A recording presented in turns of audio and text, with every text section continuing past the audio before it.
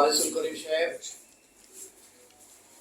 আমাদের আইবি এর শিক্ষক শেখ মুর্শেদ জাহান এবং রেজাউল হাসান সাহেব, যিনি আগে মেম্বার ন্যাশনাল বোর্ড অফ রেভিনিউতে ছিলেন, এবং আমাদের সৈয়দ মোহাম্মদ কামাল, দীর্ঘকাল যিনি মাস্টার কার্ডে ছিলেন এবং এখন এমচেমের প্রেসিডেন্ট, আমার বিশিষ্ট বন্ধু আবু সাইদ খান সাহেব, যিনি সমকালে অনেকদিন ছিলেন, বিশিষ্ট সাংবাদিক, এবং অতি প্রিয় ব্যক্তি একজন মীর সাজেদুর বাসার, যার কয়েকদিন আগে একই বিষয়ে অন্য একটি ফাংশনে আমার সুযোগ হয়েছিল শোনার। আমি শিওর যে আপনারা অনেক উপভোগ করবেন।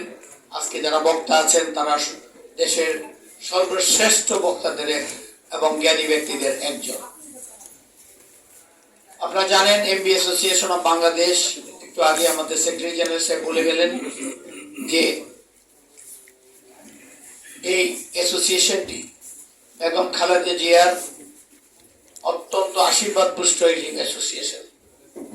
মাহমুদুর রহমান সাহেবের মাধ্যমে তিনি আমাকে এই অ্যাসোসিয়েশনের প্রেসিডেন্টের দায়িত্ব গ্রহণ করার জন্য অনুরোধ করার পর উনি বলেছিলেন যে একজন ভালো প্রেসিডেন্ট পেলে আমরা এই অ্যাসোসিয়েশনটাকে মাহমুদুর রহমান সাহেব আমাকে দুবার এসে রিকোয়েস্ট করার পর, যদি আমি তখন existing managing director of large group, বলে আমি তা পারি না, উনি তবুও রিকোয়েস্ট করলেন যে আপনি বললে এটা হলে এটা অনুষ্ঠান দিয়ে এটা হবে অ্যাসোসিয়েশন। সেই থেকেই আমরা অ্যাসোসিয়েশন গড়ে তুলি। এবং আপনারা জানেন গত ওনার দিক নির্দেশনা এবং আমাদের বর্তমান প্রধানমন্ত্রী এবং বিএনপি চেয়ারম্যান জনাব তারেক রহমানের নির্দেশনায় আমরা অনেক প্রোগ্রাম করেছি। আগে এখানে অনেকে উপস্থিত আছেন, তারা সেসব প্রোগ্রাম দেখেছেন। আমরা প্রত্যেক বছর আওয়ামী লীগের আমলে যেসব বাজেট হয়েছে সেই বাজেটগুলো আমরা পর্যালোচনা করেছি, সমালোচনা করেছি এবং খারাপভাবেও সমালোচনা করেছি, ভালোটা ভালো বলেছি। আমরা কেমন বাংলাদেশ চাই শীর্ষক বড় একটা অনুষ্ঠান করেছি এবং রাউন্ড টেবিল কনফারেন্স করেছি হলমার্ক স্ক্যামের পর, এবং সেটা তুলে ধরেছি জাতির কাছে, বিশেষত শিক্ষিত লোকদের কাছে।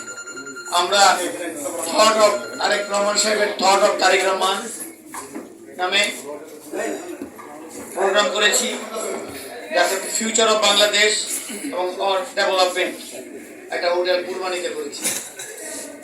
আমরা তারেক রহমান সাহেবের বই political thought of Tarique Rahman, সেই বইয়ের আমরা